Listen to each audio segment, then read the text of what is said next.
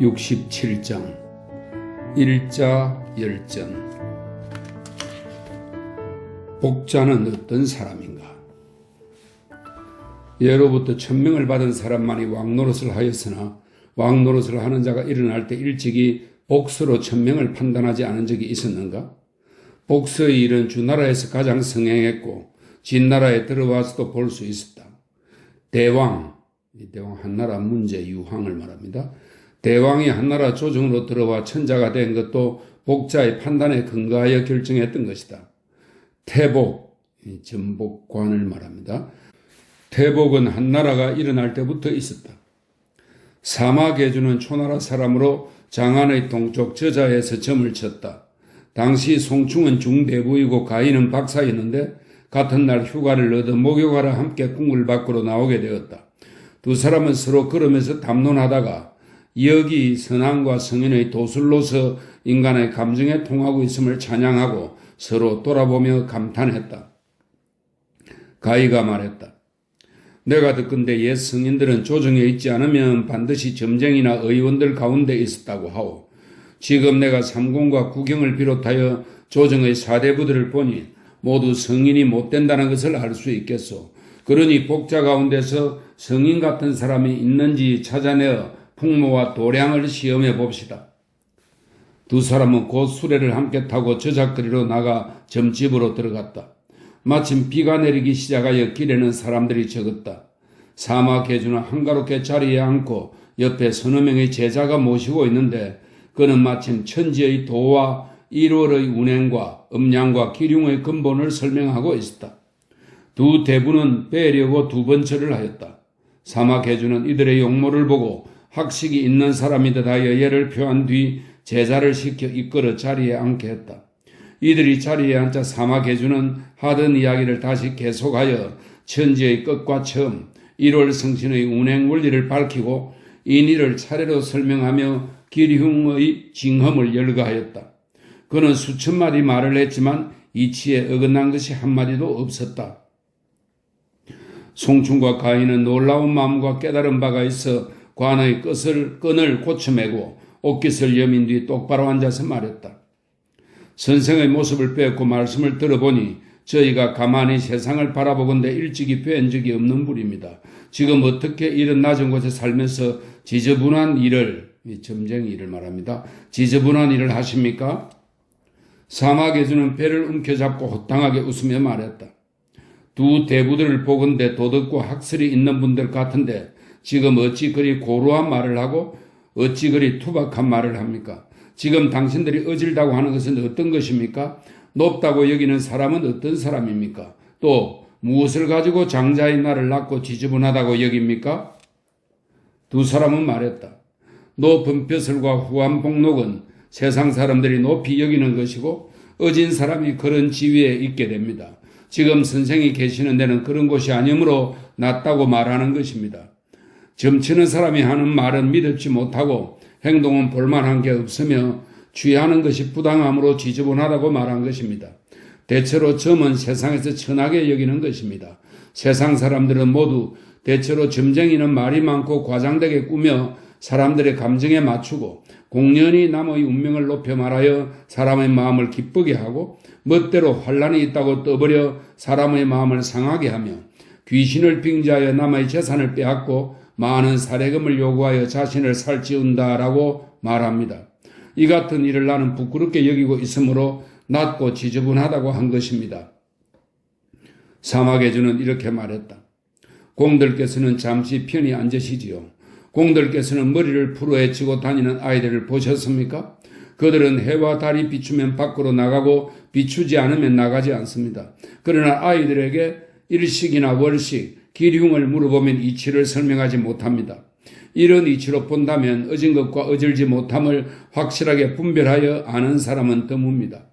어진이의 행동은 도를 올곧게 실천하여 바르게 간언하고 세 차례 간언해도 듣지 않으면 벼슬에서 물러납니다. 남을 칭찬할 때는 보답을 바라지 않고 남을 미워할 때는 원망을 돌아보지 않으며 나라에 편리하고 모든 사람에게 이익이 되도록 하는 것을 임무로 삼습니다. 그러므로 벼슬이 자기 임무에 알맞지 않으면 그 자리에 있지 않으며 복록이 자기 공로에 알맞지 않으면 받지 않습니다. 바르지 못한 사람을 보면 그가 비록 귀한 지위에 있더라도 존경하지 않으며 오점이 있는 사람을 보면 비록 그 사람이 높은 신분이라도 몸을 굽히지 않습니다. 벼슬을 얻어도 기뻐하지 않고 벼슬에서 물러나도 원통해하지 않습니다. 자신이 죄를 짓지 않았으면 몸이 묶이는 치욕을 당해도 부끄러워하지 않습니다. 그런데 지금 공들께서 말하는 어진 사람이란 모두 부끄러워해야 할 자입니다. 몸을 낮추어 앞으로 나아가고 지나치게 겸손하게 말하며 권세로 서로 끌어들이고 이익으로 서로 이끕니다. 도당을 만들어 바른 사람을 배척함으로써 높은 영예를 구하고 나라의 복록을 받고 있으면서 사사로운 이익만을 꾀하며 나라의 법을 어기고 농민들을 착취합니다. 관직을 위세 부리는 수단으로 삼고 법을 무기로 삼아 이익만을 찾아 포악하고 도리에 어긋나는 행동을 자행하니 비유하자면 흰 칼날을 잡고 사람을 위협하는 것과 다름없습니다. 처음 벼슬에 나갔을 때에는 교묘한 수단으로 실력을 2배로 보이게 하고 잊지도 않은 공적을 꾸며 말하며 잊지도 않은 일을 문수로 만들어 임금을 속입니다. 다른 사람의 윗자리에 있는 것을 좋게 여겨 벼슬에 임명될 때 어진 사람에게 양보하려 하지 않습니다. 공적을 말할 때에는 거짓을 보고하기도 하고 사실을 과장하기도 하며 없는 것을 있는 것처럼 하기도 하고 적은 것을 많은 것처럼 꾸미기도 하여 자기에게 유리한 권세와 높은 지위를 구합니다. 그리고 주인과 말타기 놀이를 일삼으며 미녀와 노래하는 여자를 쫓느라 부모를 돌보지 않고 법을 어겨가며 백성을 해치고 나라를 텅 비게 합니다. 이것은 창과 활을 들고 있지는 않지만 도둑질하는 것이고 칼을 쓰지는 않지만 남을 공격하는 것입니다. 부모를 속였지만 아직 그 벌을 받지 않고 임금을 죽였으나 아직 그 벌을 받지 않은 것뿐입니다. 어떻게 그들을 놓고 어진 사람이라고 할 수 있겠습니까? 이런 무리는 도적이 일어나도 막을 수 없고 오랑캐가 복종하지 않아도 평정할 수 없으며 간사한 일이 생겨도 막지 못하고 관직의 기강이 어지러워져도 다스릴 수 없으며 사계절이 조화를 이루지 못해도 조절할 수 없고 그 해의 곡식이 흉년이 들어도 조절할 줄 모릅니다. 능력이 있는데도 이를 실행하지 않는다면 이것은 국가에 대한 불충입니다.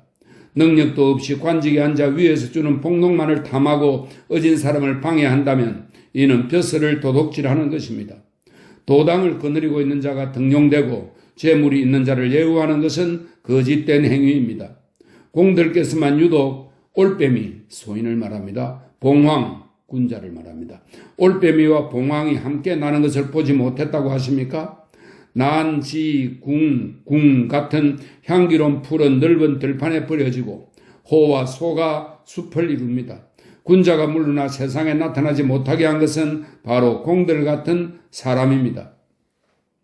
옛 일을 서술할 뿐 저술하지 않는다라는 것이 군자의 원칙입니다.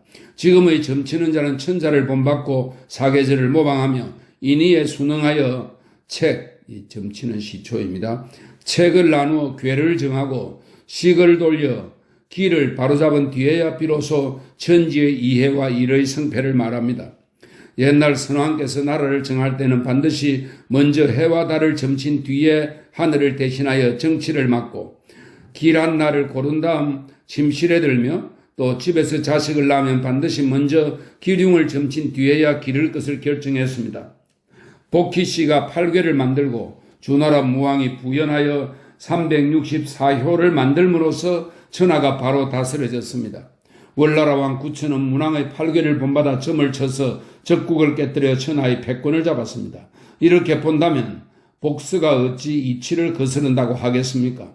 또한 복서는 깨끗이 청소하고 자리를 정하고 의관을 바르게 한 뒤에야 일을 말하므로 이것은 예가 있습니다. 일을 말하면 귀신은 들어 흠향하고 충신은 그 군주를 섬기고 효자는 그 어버이를 복량하며 어버이는 그 자식을 양육하니 이는 곧 덕이 있는 것입니다. 점을 부탁하는 사람은 의무적으로 수십 전에서 100전까지 냅니다. 이것으로서 아픈 사람이 낫고 죽어가는 자가 되살아나며 재앙을 면하는 사람도 있고 사업을 이루는 사람도 있으며 자식을 장가들이고 며느리를 맞이하여 인생을 누립니다. 이 언덕이 어찌 수십 전이나 100전 같이만 되겠습니까? 이것이 저 노자가 말한 상덕은 덕 같지 않으므로 덕이 있는 것이다 라는 것입니다. 대체로 복수는 베푸는 이익은 크지만 받는 사례는 적습니다. 노자의 말이 어찌 이런 이치와 다르겠습니까? 장자가 말하기를 군자는 안으로는 굶주리고 추위에 떨 염려가 없고 밖으로는 겁탈당할 걱정이 없으며 윗자리에 있으면 존경을 받고 아랫자리에 있으면 사람들을 해치지 않으니 이것이 군자의 도이다라고 했습니다. 오늘날 복수를 직업으로 삼는 사람들은 이것을 쌓아 올려도 부풀 것이 없고 간직하는데 창고가 필요하지 않으며 옮기는데 수레를 쓰지 않고 등에 짊어져도 무겁지 않으며 머물러 써도 다함이 없습니다. 다함이 없는 물건을 가지고 끝이 없는 세상에서 노니 장씨, 장자를 말합니다. 장씨의 행동도 이보다 더하지는 못했을 것입니다. 공들께서는 무슨 까닭으로 점치는 일을 못할 짓이라고 하십니까? 하늘은 서북 쪽에 모자라는 곳에 있기 때문에 별이 서북 쪽으로 옮겨가고 땅은 동남쪽에 모자라는 곳이 있기 때문에 바다로서 못을 만듭니다. 해는 중천에 오르면 반드시 옮겨가고 달은 차면 반드시 이지러지며 선왕의 돈은 때로는 있다가도 때로는 없어집니다. 공들께서 말에는 반드시 믿음이 있어야 한다라며 꾸짖은 것은 또한 잘못 생각한 게 아닙니까? 공들께서는 저 담론하는 변사들을 보았습니까? 일을 생각하고 계책을 정하는 것은 반드시 그 사람들이지만 그들은 말 한마디로 임금의 마음을 기쁘게 할 수 없습니다. 그래서 그들은 말할 때 반드시 선왕을 이끌고 상고를 언급합니다. 그들은 일을 생각하고 계책을 정할 경우 선왕들이 세운 공적을 꾸며 말하는가 하면 그 실패도 말함으로써 임금의 마음을 두렵게도 하고 기쁘게도 하여 그들의 욕망을 이루려 합니다. 말이 많고 심하게 과장하는 점에서 그들보다 심한 사람이 없습니다. 그렇지만 나라를 강하게 만들고 일을 성공시키고 임금에게 충성을 다하려 할 경우에는 이렇게 하지 않으면 이룰 수 없습니다. 오늘날 점치는 자는 미혹한 사람을 이끌어주고 어리석음을 깨우쳐줍니다. 대체로 어리석고 미혹한 사람을 어찌 말 한마디로 이해시킬 수 있겠습니까? 그래서 말이 지나치게 많은 것을 싫어하지 않습니다. 따라서 기기, 준마, 고천리 말을 말합니다. 따라서 기기는 지친 노새와 사마 같은 수레를 끄는 말 내 말입니다. 따라서 기기는 지친 노새와 사마가 될 수 없으며 봉황은 참새나 제비와 무리를 지을 수 없습니다. 이와 마찬가지로 어진 사람은 어리석은 사람과 항리를 함께하지 않습니다. 그러므로 군자는 몸을 낮추어 사람들의 눈에 띄지 않는 곳에 살며 무리를 피하고 스스로 몸을 숨겨 사람을 피하며 드러나지 않는 곳에서 덕을 보여주고 많은 재해를 제거하여 사람의 천성을 밝혀주며 윗사람을 돕고 아랫사람을 교화시켜 그 공로와 이익이 많게 하지만 자신의 높은 영예를 구하지는 않습니다. 공들처럼 새 속에 부하 내동하는 무리가 어찌 장자의 이치를 알겠습니까? 송충과 가인은 망년자실하여 얼굴이 창백해지고 입을 다문 채 아무 말도 하지 못했다. 그래서 옷깃을 바로 여미고 일어나 두 번 절하고 작별 인사를 한 뒤 정신없이 발을 옮겨 시문을 나와 겨우 수레에 올랐으나 수레 앞 가로막대에 엎드려 고개를 떨구고 끝내 숨도 제대로 쉴 수 없었다. 사흘 뒤에 송충은 궁궐 문 밖에서 가희와 마주치자 곧장 서로 잡아당겨 다른 사람을 피해 대화를 했다. 서로 스스로를 탄식하며 말했다. 도란 높을수록 더욱 편하지만 권세는 높을수록 더욱 위태롭다. 혁혁한 권세를 가진 자리에 있으면 몸을 망치는 날이 오게 마련이다. 점을 쳐서 정확하지 않은 일이 있어도 복체를 빼앗기는 일은 없지만 임금을 위해 꾀한 일이 맞아떨어지지 않으면 몸들 곳이 없다. 서로 간에 거리는 멀어 머리에 쓰는 광과 발에 신는 신의 차이만큼이다. 이것이 바로 노자가 이름 없으면 만물의 시초이다라고 말한 것이다. 하늘과 땅은 넓고 크며 만물은 너무 많아 안전한 곳도 있고 위험한 곳도 있어 어디에 있어야 할지 모른다. 나와 당신이 그 사람처럼 세상을 살 수 있겠는가? 그는 세월이 흘러도 더욱 편안히 살 수 있을 것이다. 정시, 여기서는 장자를 말합니다. 정시의 뜻도 이와 다르지 않을 것이다. 오랜 뒤에 송충은 흉노의 사신으로 갔다가 도중에 되돌아온 일로 죄를 짓게 되었다. 그리고 가인은 양나라 회왕의 부가 되었다가 왕이 말에서 떨어져 죽자 밥도 먹지 않고 그 일을 슬퍼하다가 굶어 죽고 말았다. 이는 영환을 얻으려고 애쓰다가 도리어 생명의 뿌리를 끊은 것이다. 태사공은 말한다. 옛날의 점치는 사람이 기록되어 있지 않은 까닭은 다른 책에 보이지 않았기 때문이다. 사마계주에 이르러야 나는 기록하여 적었다. 맞는 땅이 아니면 심어도 나지 않는다. 저 선생은 말한다. 신이 난관으로 있을 때 장안을 돌아다니다가 복서를 취급으로 하는 어진 대부를 보았습니다. 그가 기가하는 모습과 걸음걸이, 앉았다 일어서는 행동을 보면 시골 사람들을 대할 때도 의관을 바르게 하니 진실로 군자의 기풍이 있었습니다. 그는 사람의 성품을 보고 풀기를 잘하였고 또 예쁜 여인들이 점을 보러 와도 그들을 대할 때 얼굴빛을 엄숙히 하여 이를 드러내고 웃는 일이 일찍이 없었습니다. 예로부터 어진 사람은 세상을 피하여 무숭한 늪에 사는 자도 있고 민간에 살면서 입을 다물고 말하지 않는 자도 있으며 복자 사이에 숨어 살면서 자신을 보존하는 사람도 있었습니다. 사마계주는 초나라의 어진 대부로서 장안에 유학하여 역경에 통하고 황제와 노자의 학설을 전술했으며 널리 듣고 멀리 본 것이 많았습니다.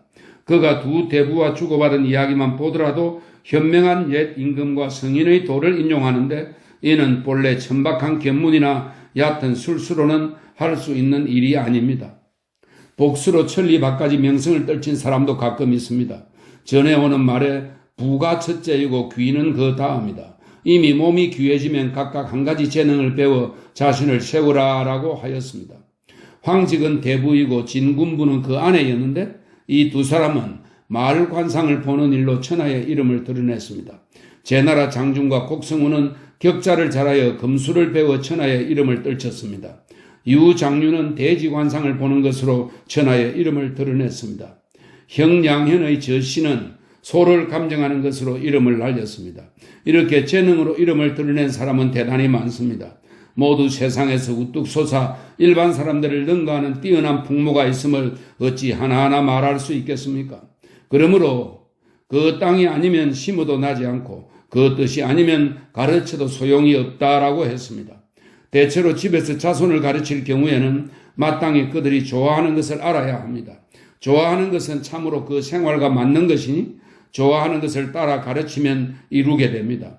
그러므로 한 집안을 이끌어가고 자식을 가르치는 것을 통해 그 사람의 사람됨을 볼 수 있고 자식들이 있을 곳에 있으면 그 부모는 어진 사람이라고 할 수 있다라고 했습니다. 신이 난관일 때 태복으로 난관이 되려고 황제의 조서를 기다리던 사람과 같은 관청에서 일한 적이 있는데 그는 이렇게 말했습니다. 효무제 때 점치는 사람들을 모아놓고 아무 나라의 며느리를 맞이해도 좋은지 물었습니다. 오행가는 음양오행으로 점치는 사람입니다. 오행가는 좋다고 대답했고 감녀가 풍수가입니다. 감녀가는 안 된다고 하며 건재가 십이신점가라고 합니다. 건재가는 불길하다고 하고 총진가 십이진과 오행을 서로 연관시켜 점치는 사람입니다. 총진가는 아주 흉하다고 하며 역가, 역법에 근거하여 점치는 사람입니다. 역가는 조금 흉하다고 하고 천인가, 천인의 가망을 가지고 점치는 사람입니다. 천인가는 조금 길하다고 하며 태일가, 자연 만물의 변화를 보고 점치는 사람으로 태을가라고도 한답니다. 태일가는 아주 길하다고 했습니다. 저마다 논쟁을 벌였으나 결론이 나지 못하고 상황만 소문이 났습니다. 황상이 조서에서 죽거나 끓이는 모든 것을 피하려면 오행을 위주로 삼으라 했습니다. 사람은 오행에 따라 태어나고 살아가기 때문입니다.